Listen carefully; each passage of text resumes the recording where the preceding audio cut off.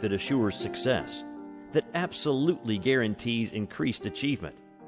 Whether your profession is in the arts or business, in science or sales, in sports, war, or politics, here you will learn the secret way in which your mind is tied to the source of all power. You will learn how you are capable of becoming anything and doing anything you can visualize.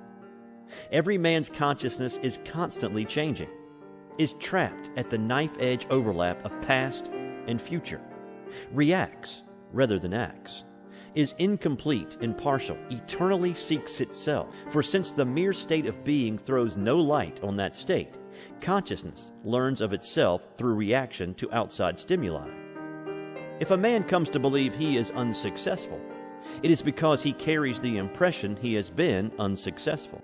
And this conclusion, once adopted, inescapably molds him into the shape of the thing he believes, locks him in a prison of his own making. The magic by which a man becomes free is imagination. By training himself to cast up mental pictures of the thing he desires, by resisting sensual stimuli, even envisaging the exact opposite, he tends to assume a factual position in accordance with his vision. For his vision then becomes his experience, rather than the sensual stimuli that moved him before. Consciousness always assumes a form to suit its knowledge of itself. And where such knowledge breaks beyond the limits imposed by sensory experience, man begins to grow into the image of the secret self. There is only one mind in all creation. That mind is in everyone, is in its true state of being, not confined to anyone, not confined to the body. It is a central knowing consciousness in which everything dwells, which dwells in everything. In a bodily confined state, it assumes the limitations imposed upon it by the knowledge of itself, which it receives through the senses. But when bondage to those senses is broken by development of an inner power to perceive and know directly, then slavery to its embodiment is at an end. Perfect action and perfect works stem from an inner conviction of the mental cause behind all things. A man changes the state of his outer world by first changing the state of his inner world. Everything that comes to him from outside is the result of his own consciousness. When he changes that consciousness, he alters his perception, and thus the world he sees. By coming to a clear understanding of the process and effect of mental imagery, he is led irrevocably along the correct path to his goal. By working with this cause of all things, his own consciousness, he achieves infallibility in works. For inasmuch as his mental imagery propels him into action, that action is always true to the picture in his mind and will deliver him its material counterpart certainly. In this book, you will find a program for training the image power of the mind, so that a scene or situation cast up in consciousness will arrive in 3 dimensions, with color and sound pulsing with life, as real for you as the outside world. Haven't you ever dreamed such dreams? Haven't you sometimes in sleep become immersed in a mental and spiritual world with such solidity and dimension that you were certain it was real, in the material world a delusion? If ever you have known the overwhelming power of mental imagery to influence your attitude and perception, then you will quickly see that the salvation of each of us is to train his image power to obey him. In this manner, it is possible to become free from the promptings and urgings of nature, from death and disease and destruction, from ineffectuality and frustration. For the man whose inner power of vision transcends the constantly distracting stimuli of the outer world, has taken charge of his own life, is truly master of his fate. Chapter 1. The Hidden Cause of All Things. Shakespeare's Hamlet, in his famed soliloquy, pondered, to be or not to be, and thus faced squarely the primary challenge of life. Most people only exist, never truly are at all. They exist as predictable equations, reacting rather than acting, walking compendiums of aphorisms and taboos, reflexes and syndromes, Surely the gods must chuckle at the ironic spectacle of robots fancying themselves free, but still, when finally the embodied consciousness rises above the pain-pleasure principle of nature, then the true meaning of freedom is made apparent at last. Action versus reaction. We exist in order that we may become something more than we are, not through favorable circumstance or auspicious occurrence, but through an inner search for increased awareness. To be, to become, these are the commandments of evolving life, which is going somewhere, aspires to some unsealed heights, and the awakened soul answers the call, seeks, grows, expands. To do less is to sink into the reactive prison of the ego, with all its pain, suffering, limitation, decay, and death. The man who lives through reaction to the world about him is the victim of every change in his environment. Now happy, now sad. Now victorious, now defeated. Affected, but never affecting. He may live many years in this manner, wrapped with sensory perception and the ups and downs of his surface self. But one day pain so outweighs pleasure that he suddenly perceives his ego is illusory, a product of outside circumstances only. Then he either sinks into complete animal lethargy or, turning away from the senses, seeks inner awareness and self-mastery.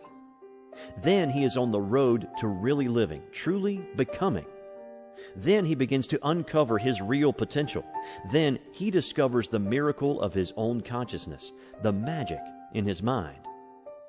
Mastery over life is not attained by dominion over material things, but by mental perception of their true cause and nature. The wise man does not attempt to bend the world to fit his way or to coerce events into a replica of his desires, but instead strives for a higher consciousness that enables him to perceive the secret cause behind all things. Thus he finds a prominent place in events. By his utter harmony with them, he actually appears to be molding them. He moves effortlessly through the most strenuous action, the most perilous times, because his attunement with the mental force that controls the universe guides him to perform the work that needs to be done. Electromagnetic mind. This mental force that controls the universe may be called anything you like and visualized any way you choose. The important thing is to understand that it exists, to know something about how it works, what your relationship to it is. It might, for instance, be likened to an enormous electromagnetic field. All conscious forms of life then would be tiny electromagnetic fields within the universal field and finding positions within it, each according to the kind and equality of its field. Where each individual field would wind up within the main field then would be a matter of inexorable law and absolutely unavoidable, as is illustrated by the millions of people who perform the same task over and over with absolutely the same results, almost as if following ritual. Perhaps they are always sick, always defeated, just barely misers, perhaps always broke, always out of a job. If we give just the slightest reflection of our own lives, we cannot help but be startled by how we seem dogged by the same situation in all things, year after year, time after time.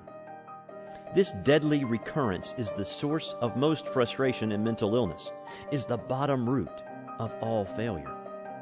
Yet it is avoidable. And the way by which it is avoidable brings complete emancipation of the mind and spirit. For the tiny electromagnetic field has inherent within it the ability to change the kind and quality of its field, so that it will be moved about within the main field with all the power and sureness of the main field until it arrives at the position its new quality of consciousness demands. The important thing to remember about this illustration is that the tiny electromagnetic field does not move itself. It is moved by the large field, and behind its movement lies all the power of the large field. Any attempt by it to move itself is obviously futile, since it is held in place by a power infinitely greater than itself. And it is held where it is because of what it is. The moment a change occurs within itself, It is moved by a power outside itself to a new position in the field, one in keeping with its new potential. The mental world. The foregoing is admittedly an analogy, but nevertheless, S.W. Tromp, in his remarkable book, Psychical Physics, has proved beyond all doubt that the human being exudes certain electromagnetic fields, that the earth itself gives off an electromagnetic field, and his illustrations are so impeccably documented that there cannot possibly be any scientific quarrel with them. We indeed may be on the very threshold of scientific proof of those invisible areas of human aspiration that have hitherto been the province of philosophers, diviners, and priests. Departments of investigation into the paranormal abilities of the human psyche have been established at our leading universities, and it is now surely only a matter of time until we are faced with the final irrevocable proof of our intuitive perception, the power of mind over matter. It is a mental world we live in, not a physical one at all. The physical is merely an extension of the mental, and an imperfect extension at that. Everything we see, hear, and feel is not a hard and inescapable fact at all, but only the imperfect revelation to the senses of an idea held in mind. Preoccupation with sensory experience has focused attention on effects instead of causes, has led scientific investigation down a blind alley where everything grows smaller into infinity or larger into infinity and walls man off from the secrets that lie behind life. It is not the planets and stars, the elements and winds, or even the existence of life itself that is the miracle that demands our attention. It is consciousness. It is the mere fact of being, the ability to say, I. Consciousness is an indisputable fact, the greatest miracle of all, and all the sights and sounds of the world are merely side effect. The hidden. I. To be conscious is to be conscious. There are not different kinds. The I that is in your neighbor is the exact same I within you. It may appear to be different through being attached to different sensory experience, but that is only because it has allowed itself to be conditioned by such experience. In point of actual fact, consciousness is never the result of experience, but the cause instead. And wherever we find it, it is primarily aware of existing, of being I. There is only one basic consciousness in all creation. It takes up its residence in all things, appears to be different according to the things it enters into, but in essence is never changed at all. It is intelligence, awareness, energy, power, creativeness, the stuff from which all things are made. It is the Alpha and Omega of existence, first cause. It is you. Everything in nature contains all the powers of nature. Everything is made of one hidden stuff, wrote Ralph Waldo Emerson. He pierced the veil, perceived behind the sense-enamoring dance of nature's myriad forms the workings of the one mind and one intelligence from which all life and aspiration spring. There can be no inner peace or surety of action without this basic spiritual knowledge. The man who lives isolated from the roots of his being has cut himself off from the source of all power and dwells alone and without resource in a hostile and threatening world. Let him once perceive the true nature of life and his relationship to it, and he soon sees that the world always reflects his thoughts. The mask. The surface mind or sense self or ego is the villain of the play that is being enacted on the human stage at present.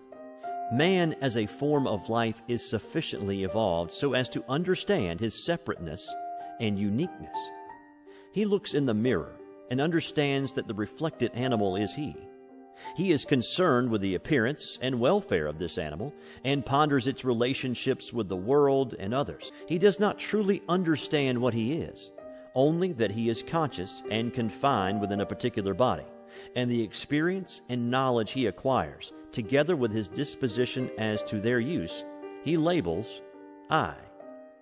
And thus he is deluded into calling a ghost by his own name. Hidden behind this ghost, obscured by its struggles and fancies, is the secret self, which even though hidden, ignored, or misunderstood, nevertheless moves all things on the chessboard of life, according to their natures and aspirations. We are never ego or sense self. These are masks we don as we play at the parts we find in life. What we truly are is not a changing thing, but is whole and entire, powerful and serene, limitless and eternal. It springs from the inexhaustible source of life itself, and when we learn to identify ourselves with it, then we have hitched a ride on a power so far beyond our tiny temporal selves that our lives are changed in the most amazing manner. The imprisoned self. To be what we are and to become what we are capable of being, wrote Robert Louis Stevenson, is the only end of life. But when we stultify our divine birthright in manacles of mental and spiritual limitations, then we have no alternative but stagnation and pain.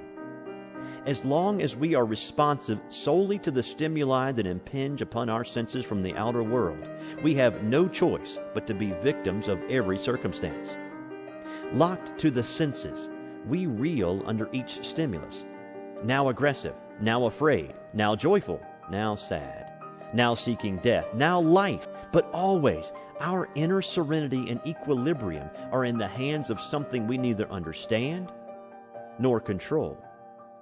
And so we are puppets, pulled by invisible and unknown strings, swirling in the maelstrom of life like scraps of paper in the wind. And if perchance we garner knowledge enough to perceive our helplessness, then we often are overcome with such depths of sadness as to make effort against our bonds an almost unimaginable thing. But the moment that we pause long enough in the headlong rush of life to see that we are not moving in accord with or in response to our own decisions, but rather in reaction to the world around us, then we have taken the first step toward freedom. Only one who knows his slavery can aspire to be free, just as true freedom is possible only to one who has experienced chains. Our hates, loves, fears, envies, aspirations, deceits are for the most part products of circumstance, of false and limiting codes and mores, more often innate terrors of mountains that are molehills, and the solution to all of them is to stand foursquare before them, daring them to do their utmost, exposing them for what they are, thus forswearing allegiance to the cupidity of the deluding and blinding ego which forever keeps us thinking we are greater than others and less than we truly are. The liberating power. It is not necessary to become a mystic, even a philosopher, certainly not a melancholy metaphysician in order to come to grips with the spiritual side of existence, to establish a mental causation in your life that will give you control of circumstance. What is necessary, however, is that you do not immediately throw out the door everything that has to do with spirit simply because it is the established province of religion. You may be a Christian or a Hindu, a Muslim or a Buddhist, a Taoist or Shintoist, but that only increases your individual human responsibility to think through all issues that bear on the world and life and death and your individual being.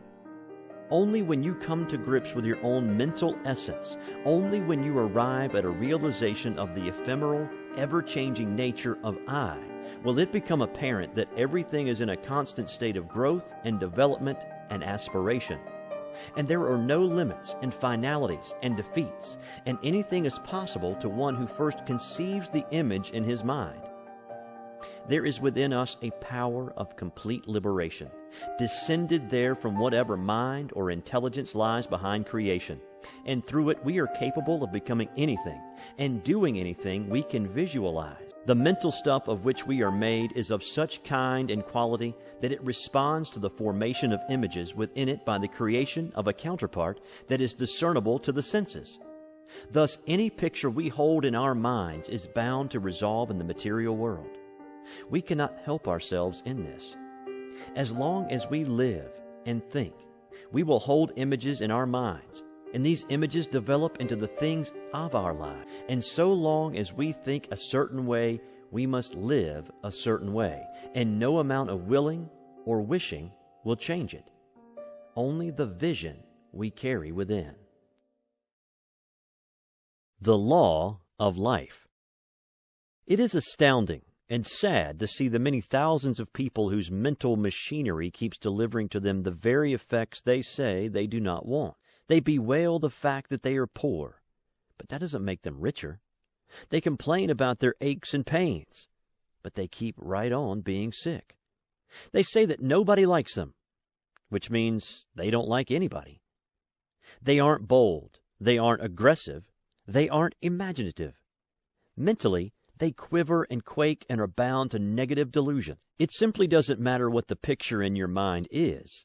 It is delivered nonetheless, with the same amount of faithfulness and promptness if it is a picture of poverty or disease or fear or failure as it would be if it were a picture of wealth or health or courage or success. The law of life is this: all things, both good and evil, are constructed from an image held in mind. A tightrope walker edges swiftly out on his elastic and minuscule support. High in the air, wavering, suspended on a thin black line, he seems to transgress all normal laws of behavior. What is astonishing is not that he is able to do this thing so well, but that he dares attempt it at all. Yet what he is doing is an inescapable result of mental law. Long before he set his first uncertain steps on the taut wire, he made a picture in his mind. Throughout his early bumbling attempts, the picture persisted. He saw himself, agile, balanced, adroitly crossing the swaying wire, and this vision sustained him through all early failures. Now he flaunts his skill and courage in the very face of death, nonchalantly as the spectators gasp. He is sure, poised, confident, delivered of all fear and mishap by the sustaining picture within. Image power. The image power of the mind is imagination. But just what imagination is and where it comes from, nobody seems to know. A famous surgeon is reputed to have remarked that he had sliced open many a brain without ever having seen a picture or found a thought. The imagination certainly is no more exclusive property of the brain than of the arm, a leg, or the stomach. Thinking is performed not by a part of the body, or even the whole body, but by the inhabitant within. It is that function which enables consciousness to know its surroundings and to know itself. Only one who thinks is able to say, I. Only one who can say, I, is able to cast up pictures within his own being, known to no others. The eternal striving, knowledge, and capacity, the most apparent thing about life, is resolved always by two principal elements of the strife: the knower and the thing to be known. By definition, these appear to be separate, and we observe that a man ordinarily copes with the outer world by tabulating the manner in which it impinges upon his senses. A thing is so long and so wide, and weighs so much, and is so hard, and a certain color. A name is given it, and as long as each subsequent time it is encountered it maintains the majority of its original characteristics, a man recognizes it for what it is, and knows it when he sees it. If you ask him if it is near, he is able to answer instantly, simply by glancing around. If its presence produces some particular effect upon him, like fear or anger or love or tension, then the mere presence or absence of this object may be said to materially affect his life. In that case, his state of mind is not a matter of his own determination, but instead is the direct result of the object as he encounters it or avoids it in the outer world. Inner vision. Life in animal and vegetable forms is purely a matter of reaction. There is first the organism, then there are the elements that intrude their presence upon it. The conflict thus engendered resolves itself in the process of evolution, as each organism attempts to overcome the obstacles it meets. But this influence, through the lower stages of evolution apparently comes only from outside and is the result of processes and forces beyond the control of the organism. Nature holds the world and life in an iron grip, and lower animal as well as vegetable life is led inexorably along a path it neither understands nor can avoid. A thing is the kind of thing it is through a creative process that appears to be outside it. Existence itself, in any shape or form, appears to be beyond the power and scope of the individual being. We are born and we die, and nothing within our known powers or knowledge can aid or stop these events.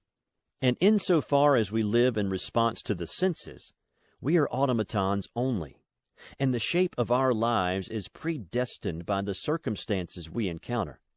Imagination is the tool by which we may be delivered from our bondage. We can decide what we will think. We can decide to originate thought from some secret wellspring within, rather than in response to the stimuli of the outer world. We can resolve that the images in our minds will no longer be products of the conditions we meet, but instead that our visualization will be the result of our inner resources and strength, in conformance with our goals and desires. Thus, the quality of our consciousness will be tempered by our true motivations, and we are freed at once of the trap of defeating our purposes through giving credence to every obstacle.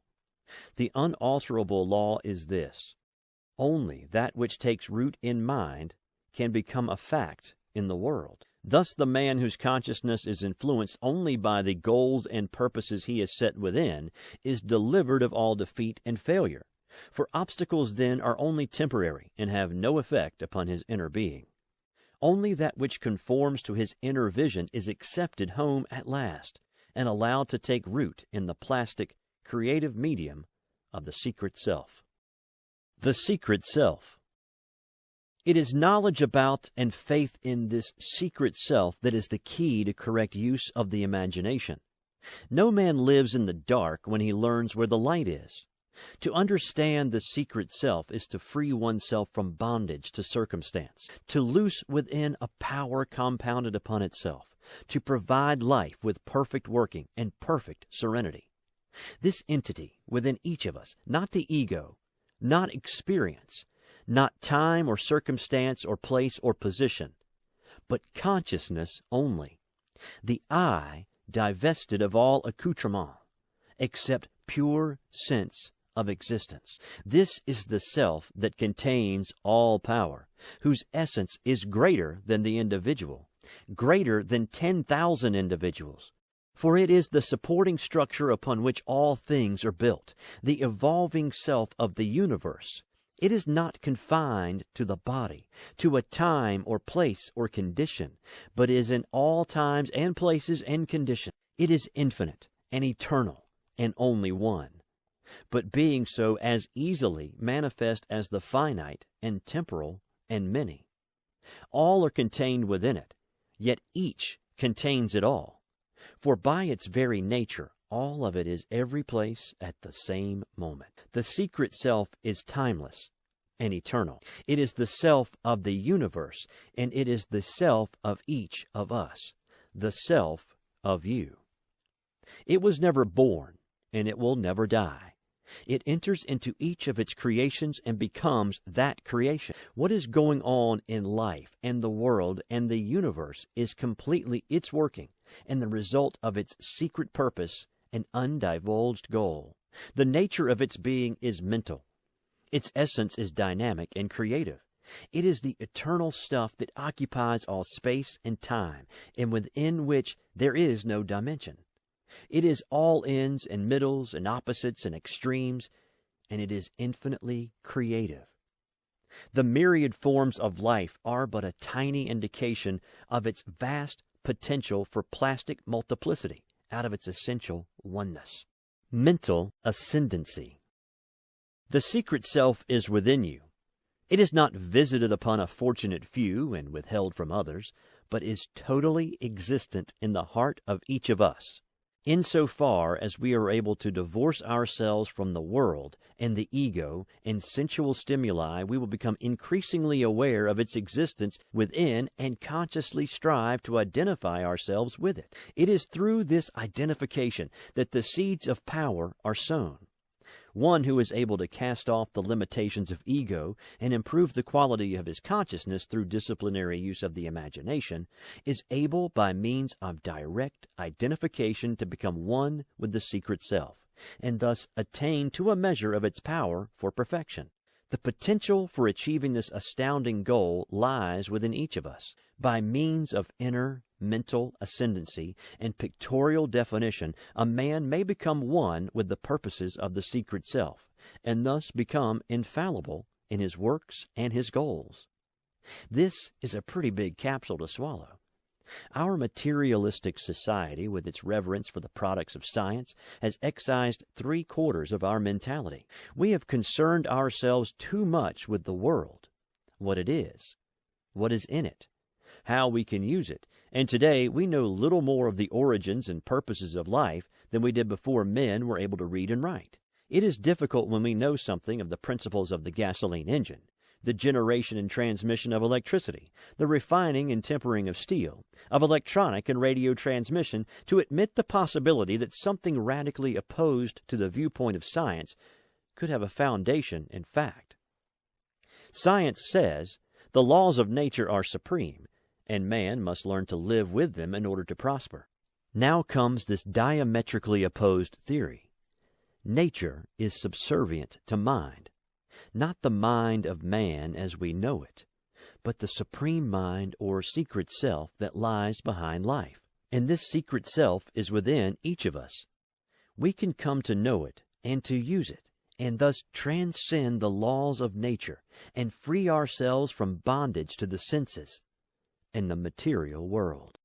Thoughts become things. What is going on in life is the evolution of the individual to complete oneness with the secret self. The universal being that lies behind creation has differentiated into finite form, taken disguise, so to speak, in order to work out the manifold sides of its infinite and eternal nature. Therefore, the man who expands his consciousness is fulfilling the fondest wish of life. It is not necessary that we become saints to understand as much of the secret self as is necessary to use its powers in our affairs. To know this law is enough. Whatever we accept as a permanent mental image in our consciousness must manifest in our world, for we become in life what we are in consciousness, and nothing can alter that fact. It takes a great deal of courage to admit to yourself that if you are sick, frightened, frustrated, or defeated, you have brought these conditions on yourself, and no one but yourself can get rid of them. Occasionally, someone so afflicted will experiment with the power of his mind to cure him, but will give it only the most cursory trial. If, for example, he is ill and in pain, he might say, "I visualized myself well and happy, but I hurt just as much as ever." What he didn't do above all things was visualize himself well and happy. He visualized himself sick and in pain. The moment he began to visualize himself well and happy, he would become well and happy. This is not a law that works once in a while, or part of the time, or on auspicious occasions. It works all of the time, and it works in the exact same way. And it is returning to you right now in the material world the images you maintain in your mind. You cannot escape them. They surround you, sustain you, or torment you. They are good or evil, or uplifting or degrading, or exalting or painful, according to the vision that prompts them. And as long as you are alive, as long as you think and imagine, you are literally surrounded day and night by the images that predominate in your consciousness. Thought control. The startling power of the secret self is that it always makes manifest the image it beholds. Nothing illustrates this fact better than the current experiments with hypnosis. A man may be in such excruciating pain that even narcotics will not relieve him, but he can be put under deep hypnosis and told that there is no pain at all, and presto, there is no pain. He may have a deep and abiding fear of crowds, but under hypnosis it can be suggested to him that he likes crowds, and lo and behold, he enjoys them most of all. He can become stronger, healed of disease, smarter, more aggressive, possessed of endurance and indomitableness. all because these things are impressed upon his psyche as facts, and the image in his mind grows from them. Aha! The cry goes up. Find me a good hypnotist. I want to be smart and strong and successful and all those good things, and to be rid of weakness and pain and failure. And hypnosis can do it too, if you are willing to abdicate as the person in charge of your life. If you are willing that someone else run it every hour of every day throughout the whole of it, then you can turn your life over to a hypnotist and he can remake it in the image you outline. However, it will make small difference to you. You may still be in the vehicle, but you no longer will be driving. If effort and strife and the overcoming of obstacles are the spurs to growth that the secret self intends them to be, then surely you will have abdicated from life itself. You need no hypnotist to put the power of the secret self to constructive work in your life. No hypnotist can overcome the negative image-making of your mind unless he is with you 24 hours a day. You are the only one in constant rapport with yourself, and thus you are the only one able to police the thoughts and images you entertain. If you let the image be prompted by something outside you, then you exercise no control over your life. If you accept images only in accord with your desires, then life will deliver your inner goals. In any case, the magnificent promise of the secret self is this: you can change your life by altering the images in your mind. For what comes to you in the end is only that which you have been accepting in consciousness. Now, there are many people who agree with this premise, but are quick to point out that the images in the consciousness of most persons are projected there from the subconscious and are not of their own choosing. Most schools of psychotherapy apparently feel this way, for they propose a tedious and time-consuming treatment bent on expurgating from the subconscious memories of painful and bitter occasions which might prompt unpleasant images in the mind. 7 or 8 years of this process have not noticeably emptied painful memories from the subconscious of most patients, and in any case, if a treatment is truly efficacious, it cannot possibly consume so long a time. The saddest thing about the modern put-the-blame-elsewhere school of psychoanalysis is that the person undergoing it accepts it as justification for his failure to police his consciousness, and thereafter expects such policing to be accomplished by having the neighborhood rid of criminals. If he achieves some semblance of a changed consciousness in the hands of the psychiatrist, he soon goes back to a world full of negative thoughts and ideas, and just because he does not police his own mind, they readily find acceptance there. You may not be able to alter the positions of the stars, to stop the earth from revolving, to cause the winds to blow or the sea to calm, but you can choose what you will think. You can think what you want to think. You can think only in response to an inner vision and a secret goal, and if you take your stand with a firm heart and a high resolve, you will be successful, and you will not be intimidated, and you will project your image clear and true, and its counterpart will return to you in the world. Dry Hole Casey. In a little village on the western slopes of the Great Divide lived a man whose entire life had followed one ignominious pattern. For 35 years he had been an oil well driller and had followed the frontiers of oil exploration throughout the United States. During that time, he had drilled 44 wildcat wells, and not one of them had made a strike. He had drilled in Texas, Oklahoma, Kansas, Louisiana, California, New Mexico, Arizona, Colorado, Wyoming, and still he had not hit. Oil operators wouldn't hire him anymore. He became known as Dry Hole Casey, a nice guy, but strictly out of luck. Finally, he took a job in a Colorado mine and eked out his days without hope. He kept his drilling rig, though. It was his first love. Weekends would find him in the backyard lubricating and cleaning its parts, handling them with ritualistic care. One day in late spring, when the snow stood in broad, glittering fields on the slopes of the mountains, and the rivers and streams were high and roily, he wandered up into the woods and sat gazing over the valley. The valley was a basin hemmed in on 3 sides by precipitous intrusions of granite, and these mountains had been productive of many minerals: lead, zinc, silver, tungsten, manganese. Our friend gazed to the west, to where the basin sloped down to a plateau. Suddenly his mind formed the perfect picture of a faulted anticline, a predominant type of subsurface oil trap. The image seemed superimposed over the scene before his eyes, so that he could almost see the oil below the surface of the ground.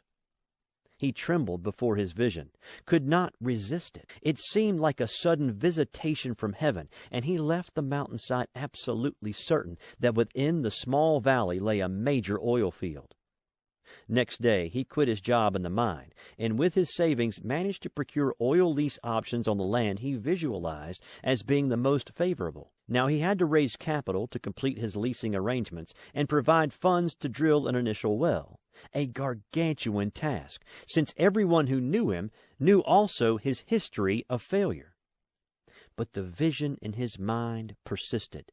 It led him to take a bus to an eastern city in quest of funds. It led him, after a week of discouragement, to a park bench and a seat alongside an elderly man who quietly and patiently fed the squirrels. It was a bright, warm day, and the squirrels were active, playing and clowning over the proffered food, and the two men laughed at their antics. And each told stories of other squirrels and other times and agreed that the foibles of humanity were not shared by animals. Warmed at each other's company, they agreed to lunch together at a nearby restaurant.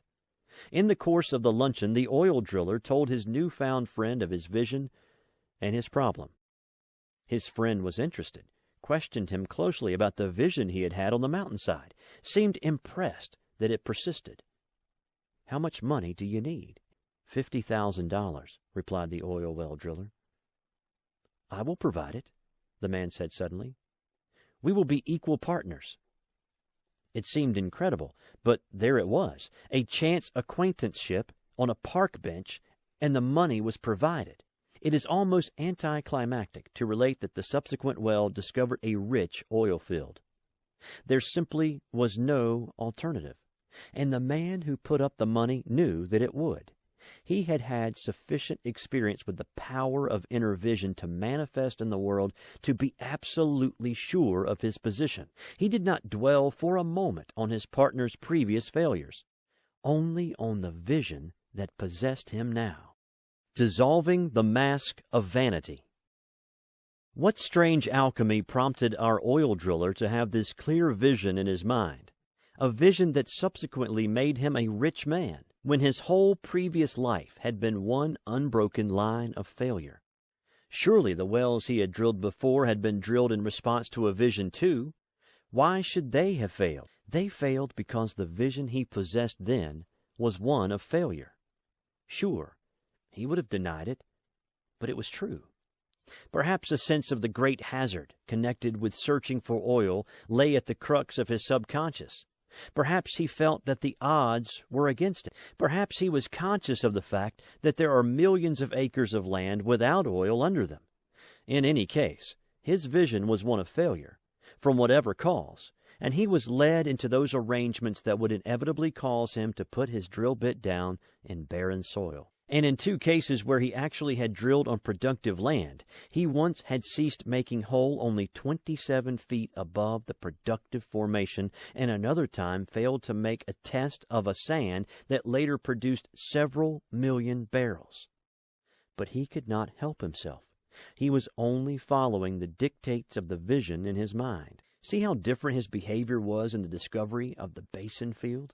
He saw the oil. He knew it was there. There was not the slightest doubt in his mind, and that is the way he acted. There was no resisting him this time. His vision was for production, and that is what resulted. Why? Why did he finally have a positive vision after harboring a negative one for so many years? Such a question could not be answered with certainty without making an intensive study of the man, but in all probability, the debilitating and crippling factor was fear. Fear, more than any other single thing, warps and distorts our vision. Our oil driller most likely was afraid of failure, and his apprehension twisted his inner vision from success to defeat. He couldn't win as long as the fear stayed with him. Finally, when he had reached the absolute bottom, when the business he loved had rejected him, and the men in it no longer would hire him, fear simply left him. Everything bad had happened already. What more was there to fear? And in this psychologically relieved attitude, the secret self was able to get through the mask of vanity, and the ensuing vision inevitably brought success. Mind over matter. It is computed, wrote Jonathan Swift, that 11,000 persons have at several times suffered death rather than submit to break their eggs at the smaller end. The resistance of the human mind to change is amazing, especially when it appears so obvious that life itself is nothing more than change. Multitudes of people, many of them very intelligent, argue that all cause is in the physical world, and that mentality only observed. They seem determined to go down to their deaths with this frightfully erroneous viewpoint, even though their own inner attitudes belie their stand, even though their slogans extol the power of mind over matter. On locker room doors and conference room walls, the framed and placarded slogans emblazon their messages. A quitter never wins. A winner never quits. A team that won't be beat can't be beat. Put your heart in it. All else will follow. Make up your mind, and you make up the future. But these verbal expositions to thoughtful vision are regarded as having precedence only in such matters as team effort, to bind together the group for a purpose, and their tremendous importance to individual creativeness is largely overlooked. From the inner vision all things are done. The bridge is built, the tower constructed, the oil well drilled, the motion picture made, the book written, the picture painted, music composed, outer space probed, secrets of the atom exposed. There is absolutely no such thing as accomplishment unless it is preceded by a vision of that accomplishment. You simply can't reach across the table and pick up a dish unless you first have the mental image. All things come to all people according to the pictures that form in their minds, and the effort that is expended in this world to escape fates that are inevitable is sufficient to construct a tower to the sun. No amount of movement, of physical energy expended, can prevail against a wrong mental image. Similarly, the possessor of the correct mental image is guided to perform the work to be done, effortlessly, almost nonchalantly. Most of the struggling and striving in the world is done by people who are trapped into unwanted circumstances through incorrect mental visualization. And the fact that they visualize the very thing that they profess to abhor is the contradictory situation that is filling our psychiatrist couches. Mastery over fate. Bernard Spinoza wrote, "So long as a man imagines that he cannot do this or that, so long is he determined not to do it. And consequently, so long is it impossible to him that he should do it."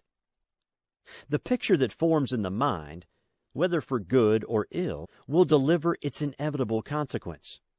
The problem is not with the mental or spiritual fact of physical fulfillment of mental visualization, but rather of finding a key that will enable each person to cast up mental images at will, hold them until realization, and not have other images intruded by the recalcitrant subconscious, which so often runs contrary to the wishes of the conscious mind. In the deeper reaches of the human psyche, the seeds are formed that motivate a whole life, and a man either accedes to or takes command of these invisible prompters.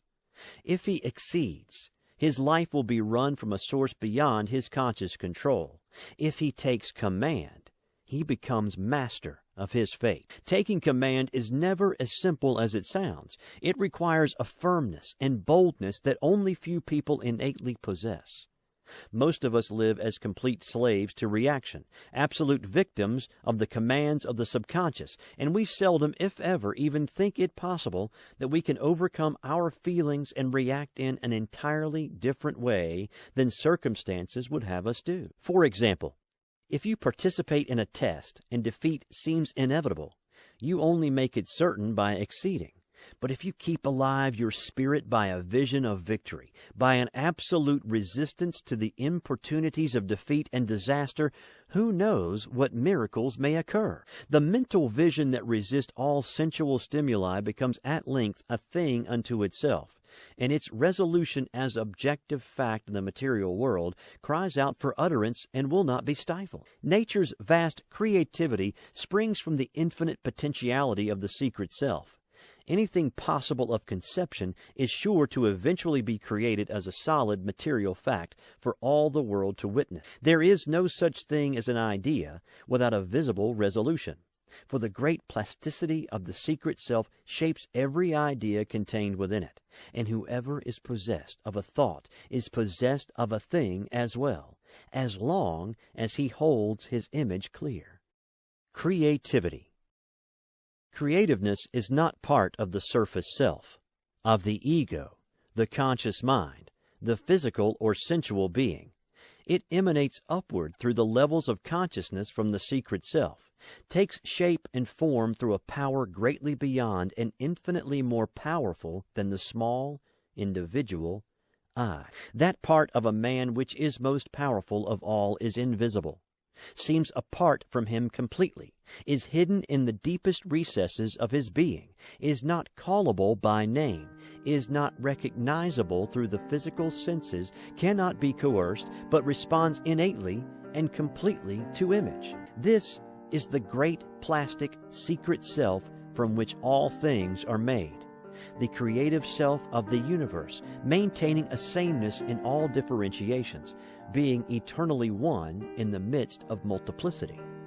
This is the secret self within you, which is not different from you, which in final analysis is altogether you.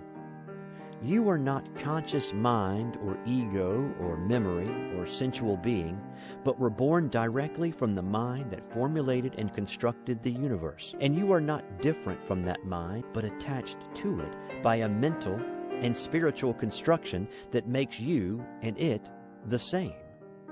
Abandonment of the surface self and seeking self-balance in the deeper regions of consciousness is the pathway to power and perfection in works. For when a man attunes himself to the life force and mental entity that gives him consciousness and lives within him, then he takes on by a process of identification the effectiveness and potency of the infinite and eternal entity from which his individual life has sprung. His horizons expand, his consciousness widens.